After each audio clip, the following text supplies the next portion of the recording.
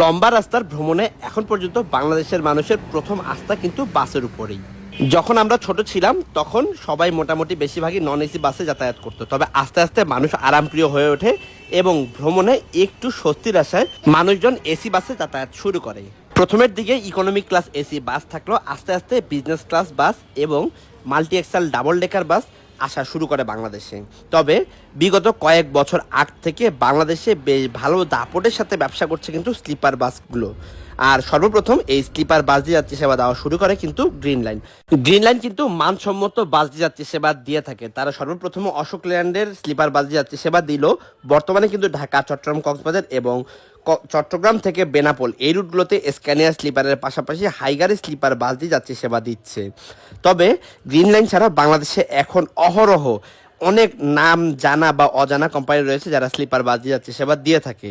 তবে কিছু কিছু কোম্পানি স্লিপার বাসের যে সুযোগ সুবিধাগুলো থাকা উচিত সেগুলো দিলেও বেশিরভাগ কোম্পানি কিন্তু সেই সুবিধাগুলো দিতে পারছে না। ইভেন এই বাসগুলো কিন্তু বাংলাদেশেই তৈরি করা হয়। আর বাংলাদেশে যেই সব বডি বিল্ডিং গ্যারেজগুলো রয়েছে তার মধ্যে বেশিরভাগ কোম্পানিরই যারা মূলত বাসগুলো নির্মাণ করে তারা সঠিক মাপঝোঁক বোঝে না, এবং কিছু কিছু ভালো কোম্পানি রয়েছে যারা মানসম্মত বডি নির্মাণ করলেও লোকাল গ্যারেজগুলো তাদের ইচ্ছে মতো একটা বাস নির্মাণ করে দিল। এতে বাসের সেন্টার অফ গ্র্যাভিটি বলেন বা বাসের ওয়েটের যে সমঝোতা কোনোটাই ঠিকঠাক থাকে না, যার কারণে বাসের চেসিসের চেয়ে মাত্রাতিরিক্ত ওজন হয়ে যায়, যার কারণে যখন তখন দুর্ঘটনার শিকার হচ্ছে। আর এতে কিন্তু আসলে বাস মালিক পক্ষ যতটা না ক্ষতিগ্রস্ত হচ্ছে, বেশি ক্ষতিগ্রস্ত হচ্ছে সাধারণ যাত্রীরা। আমার সামনে থাকা সেন্ট মার্টিন সি ভিউর এই বাসটা দেখুন, এই বাসটার হাইট কত উঁচু। একটা বাইএক্সেল চেসিসের উপরে এত উঁচু একটা বডি, তার মানে বাসের ওজন অনেক বেশি হয়েছে। এই বাসটা যে কোনো মুহূর্তে বিপদগ্রস্ত হতেই পারে। রিসেন্টলি আপনারা দেখেছেন বলেশ্বরের একটা বাস কিন্তু এরকম লম্বা হাইট অতিরিক্ত যে বাসটা অ্যাক্সিডেন্ট করেছে। সো এই টাইপের বাসগুলোর বডি অ্যাপ্রুভাল বা টাইপ অ্যাপ্রুভাল কিভাবে হয় বা কিভাবে রাস্তায় এই গাড়িগুলো চলাচল করে আমি আসলে জানি না। তবে আমি রিসেন্টলি একটা ভিডিও নির্মাণ করেছিলাম যেখানে আসলে স্লিপার বাসের অ্যাক্সিডেন্টের যে কারণগুলো সেগুলো তুলে ধরেছিলাম। তবে এই ক্ষেত্রে অনেকে আমাকে প্রশ্ন করতে পারেন যে আসলে কি স্লিপার বাসগুলো বন্ধ হওয়া উচিত নাকি স্লিপার বাসগুলো থাকা উচিত। তবে আমি আমার পার্সোনাল ওপিনিয়ন থেকে যদি বলি, আমি আসলে কখনোই চাইবো না যে আসলে স্লিপার বাসগুলো একেবারেই বন্ধ হয়ে যাক। আপনি যদি মাল্টি এক্সেল বা বাই এক্সেল সিঙ্গেল ডেকের গাড়িতে আরামদায়ক ভ্রমণ করতে চান সেক্ষেত্রে বাংলাদেশে অনেকগুলো অপশন রয়েছে। অনেকগুলো কোম্পানির কাছে এখন হুন্দাইয়ের বাস রয়েছে, স্ক্যানিয়া, ভলভো, হাইগার এই টাইপের অনেকগুলো চেসিসের উপরে আরামদায়ক বাস বিভিন্ন কোম্পানি নির্মাণ করেছে, যেই বাসগুলোতে আপনারা মোটামুটি বাংলাদেশের অনেকগুলো রুটে ভ্রমণ করতে পারবেন। তবে যদি আপনি চিন্তা করেন যে আপনি আরও একটু আরামদায়ক ভ্রমণ উপভোগ করবেন সেক্ষেত্রে কিন্তু আমরা আসলে প্ল্যান করে নিই আসলে স্লিপার বাসগুলো। মাল্টি এক্সেল বা বাই এক্সেল এই আরামদায়ক বাসগুলো কিন্তু বর্তমানে শুধুমাত্র বাংলাদেশে চলাচল করে বিজনেস ক্লাস সিটার হিসেবে। তবে দুই একটা কোম্পানির কাছে এই রকম আরামদায়ক চেসিসের উপরে স্লিপার বাস নির্মিত রয়েছে। তবে বেশিরভাগ কোম্পানিরই কিন্তু এই বাসগুলো বিজনেস ক্লাস সিরিজের। সেক্ষেত্রে অনেক সময় অনেক রকমের ঝামেলা হতেই পারে। ঝামেলার মধ্যে সর্বপ্রথম যেটা আমার মাথায় এসেছে সেটা হলো যারা আসলে বয়স্ক তারা অনেকক্ষণ একটা জায়গায় বসে থাকতে পারে না, তাদের জন্য আসলে মুভমেন্টের দরকার বা লম্বা হয়ে শুয়ে থাকা দরকার। সেক্ষেত্রে অবশ্যই আমি প্রেফার করব স্লিপার বাসগুলোকে।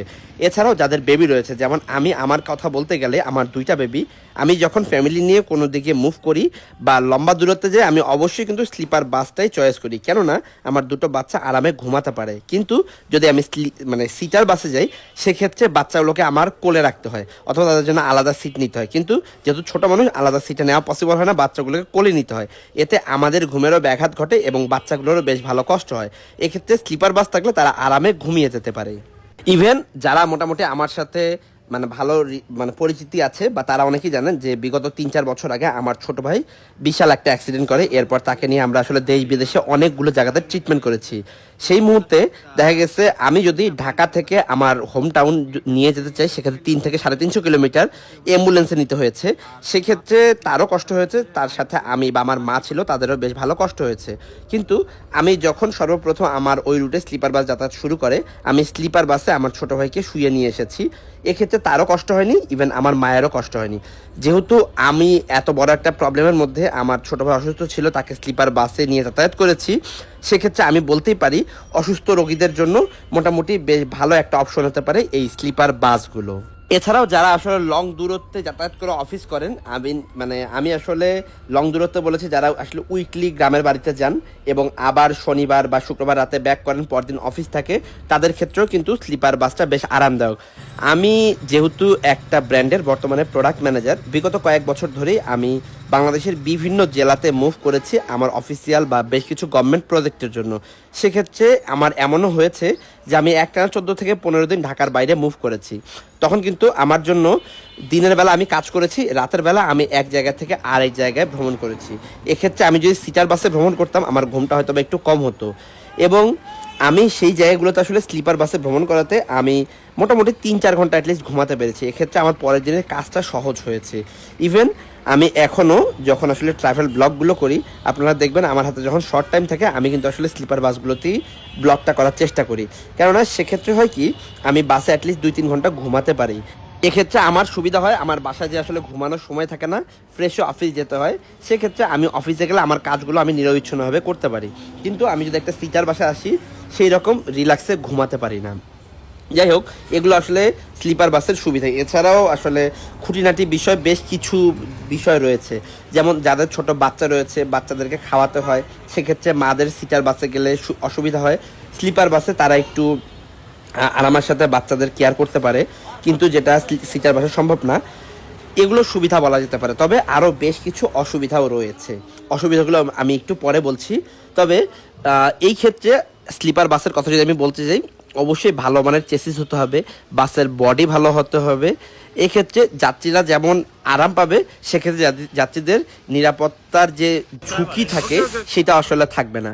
বাংলাদেশে এখন পর্যন্ত মানসম্মত স্লিপার বাস দিয়ে যাত্রী সেবার মধ্যে বলতে পারি আমরা শুধুমাত্র গ্রিন লাইন এবং শ্যামলী, তারা স্ক্যানিয়ার চেসিসের উপর স্লিপার বাস দিয়ে যাত্রী সেবা দিচ্ছে। তবে এছাড়াও যদি অশোক লেল্যান্ড বা হাইগার এইসব চেসিসের উপর চিন্তা করেন, সেক্ষেত্রে আমরা অবশ্যই বলবো ইম্পেরিয়াল এক্সপ্রেস, সেন্ট মার্টিন পরিবহন, এরকম হাতে গোনা আরও 2-1টা কোম্পানির কথা আমরা বলতে পারি, যারা আসলে বাসের বডি নির্মাণে কোয়ালিটি মেনটেন করে, বাসের ভেতরের কন্ডিশন এবং যাত্রীদের যে সেবাগুলো দরকার সেগুলো সঠিকভাবে দিচ্ছে।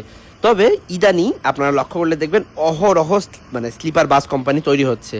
ইভেন সেন্ট মার্টিন নামে আপনি দেখবেন 30-35টা কোম্পানি রয়েছে। তাদের এইসব কোম্পানিগুলো আসলে যাদের কোনো আসলে বাপমা নাই বলা যায়, এই বাসগুলার ভুলভাল ডিসিশনের কারণে। অর্থাৎ 5-7 জন মিলে একটা চেসিস কিনলো, কিনে একটা চেসিস দিয়ে দিল যে কোনো একটা গ্যারেজে, কোনো রকম একটা স্লিপার বাসের বডি হলেই হইলো এবং আউটলুক চকচকা এবং ইন্টেরিয়রও চকচকা হইলো, এইরকম একটা বাস নির্মাণ করলো, যাত্রীরা আসলে বাস দেখে বাসের ভিতরে উঠলো। কিন্তু এই বাসগুলো প্রপার যে সার্ভিসগুলো বা প্রপার যে সেবা সেগুলো কখনোই দিতে পারে না। আর না দেওয়ার কারণ হচ্ছে ওই যেটা বললাম, যে একটা বাসের মালিক 6-7 জন, তো 6-7 জন মালিক হবার কারণে তারা শুধু লাভের অংশটাই দেখে, কিন্তু বাসের কি কন্ডিশন, বাসটা আদৌ রুলস মেনে হয়েছে কিনা, বাসের ভেতরের কন্ডিশন কেমন, কখনোই বাস মালিকরা দেখে না। ইভেন যে গ্যারেজ মালিক সেও জানে যে এই বাসের অনেকগুলো মালিক, সে আসলে প্রপার বাস লক্ষ্য করবে না, সে তার ইচ্ছে মতো বাসের ওয়েট ঠিক আছে কিনা, বাসের গ্র্যাভিটি ঠিক আছে কিনা এবং বাসের যে প্রপার সুবিধাগুলো সেগুলো ঠিক আছে কিনা সেটাও দেখে না। কারণ কি, তারও আসলে টাকা পেলেই হলো, এমনকি তারও দক্ষ ইঞ্জিনিয়ার নেই যে ইঞ্জিনিয়ারের মাধ্যমে সে বাসের ডিজাইন করা, বাসের কোন জায়গাতে কোন ইকুইপমেন্ট থাকবে এই প্ল্যানগুলো সে করতে পারে না। সে শুধুমাত্র দেখে দেখে শেখার কারণেই বা সঠিক নিয়ম না জানার কারণেই কিন্তু এইরকম ভুলভাল ডিসিশনগুলো নিয়ে নিচ্ছে, যার কারণেই স্লিপার বাসগুলো অহরহ বিপদের সম্মুখীন হচ্ছে। এতে অসুবিধাটা হলো, সিটার বাসে অ্যাক্সিডেন্ট হলেও মানুষ খুব দ্রুত টের পায়, কিন্তু স্লিপার বাসে কিন্তু মানুষজন ঘুমিয়ে ভ্রমণ করে। এক্ষেত্রে একটা মানুষের ঘুম আর মৃত্যু এক সমান বলা চলে, কেননা যখন মানুষ ঘুমিয়ে থাকে তখন তার সাথে কি ঘটলো কেউ বলতে পারি না আমরা, কিন্তু অনেকেই। তো ওই মুহূর্তে অ্যাক্সিডেন্ট হওয়া মানে বড় ধরনের একটা বিপদ। আর এই স্লিপার বাসের মধ্যে আরও একটা বাজে জিনিস হলো, ওই যেই কোম্পানিগুলোর আসলে সঠিক বাপমা নাই, অনেকগুলো মালিক মিলে বাস কোম্পানি চালু করেছে বা অনেকগুলো মালিক মিলে একটা বাস নির্মাণ করেছে, এই টাইপের মালিক এখন অহরহ। অর্থাৎ 5 লক্ষ টাকা দিয়ে চেসিস নিয়ে আসলো এবং 5 লক্ষ টাকা দিয়ে বাসের বডি নির্মাণ করে রাস্তায় নামিয়ে দিল এবং মাসে মাসে কিস্তি দিল। সেই মালিকরা কিন্তু আসলে বাসের যেমন খোঁজখবর নিচ্ছে না, তাদের টিকিট কত দামে বিক্রি হচ্ছে সেটারও খোঁজখবর রাখে না, তারা শুধু লাভের একটা নির্দিষ্ট অংশ নিয়মিত চোখে দেখতে চায়। এই ক্ষেত্রে হয় কি, অনেক সময় যারা কাউন্টারের দায়িত্বে থাকে, যেখানে ঢাকা কক্সবাজারে একটা ভালো মানের স্লিপার বাসের ভাড়া 2500 থেকে 2000 টাকা, তারা কিন্তু অনেক সময়, আমি নিজের চোখে দেখা, আমি আসলে কোম্পানির নাম বলতে যাচ্ছি না, 900 টাকায় 1000 টাকাতেও স্লিপার বাসের টিকিট বিক্রি করেছে, যেখানে বর্তমান ঢাকা কক্সবাজারের নন এসি বাসের ভাড়া 1000 টাকা থেকে 1100 টাকা, সেইখানে কিভাবে একটা বিজনেস ক্লাস স্লিপার বাসে টিকিট বিক্রি হয় 900 থেকে 1000 টাকা। ওই যে মালিকদের আসলে সঠিক পরিচর্যা হয় না, যার কারণে কাউন্টার মাস্টার ইচ্ছে মতো টাকায় টিকিট সেল করে। এই ক্ষেত্রে আসলে বাসের সার্ভিস খারাপ হয়।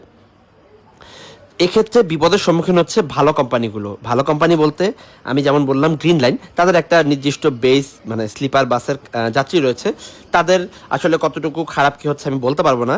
তবে গ্রিন লাইন ছাড়া যেমন Shyamoli, Imperial Express, Saint Martin পরিবহন, এরকম আর হাতে গোনা কোম্পানি রয়েছে যাদের যাত্রী সেবার মান যথেষ্ট ভালো।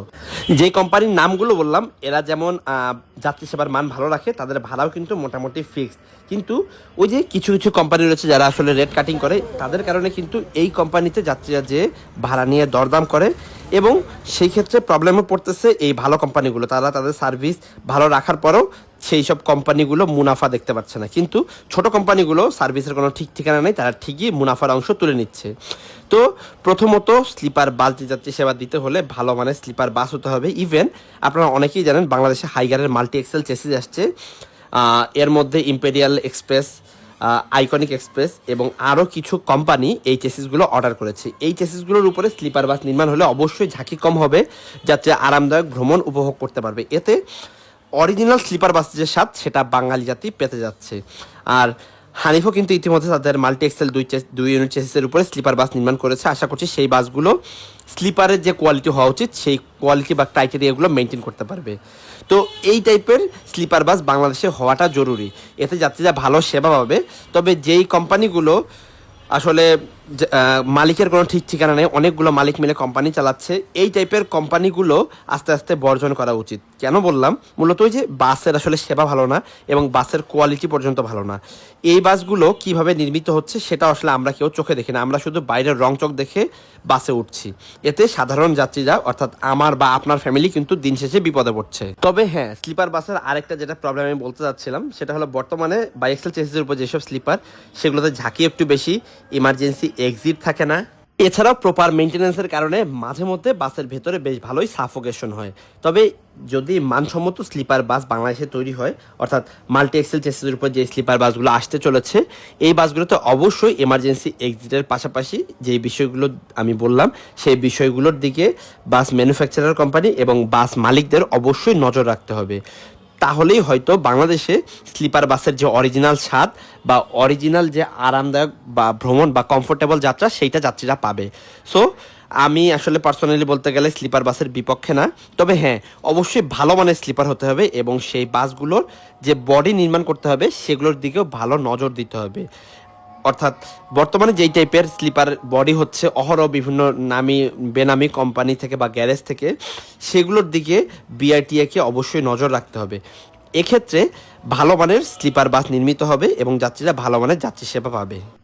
তবে এক্ষেত্রে আমি আশা করছি বিআইটিএ সহ যারা বাস কোম্পানির মালিক, বাসের গ্যারেজের মালিক এবং যারা এইসব কাজে সংশ্লিষ্টভাবে জড়িত রয়েছেন, তারা যদি একটু সদয় দৃষ্টি দেয়, সেক্ষেত্রেই হচ্ছে বাংলাদেশের পরিবহন সেক্টরে সুদিন খুব দ্রুত ফিরতে পারে। এবং যেই কোম্পানিগুলো ভালো মানের যাত্রী সেবা দিয়ে এখন পর্যন্ত টিকে রয়েছে স্লিপার বাস দিয়ে, সেই বাস কোম্পানিগুলো আরও ভালো মানের যাত্রী সেবা দেবে আস্তে আস্তে। সো আজ আমি আসলে আমার পার্সোনালি যে ওপিনিয়নগুলো বা আমার মনের মধ্যে যে প্রশ্নগুলো ঘুরপাক খাচ্ছিল সেই বিষয়গুলো আপনাদের সাথে তুলে ধরেছি। যদি কোনো ভুল ত্রুটি করি বা কোনো ভুল ত্রুটি করে থাকি সেক্ষেত্রে অবশ্যই ধরিয়ে দেবেন। যাই হোক, সবাই ভালো থাকবেন, সুস্থ থাকবেন, শুভ বিদায়।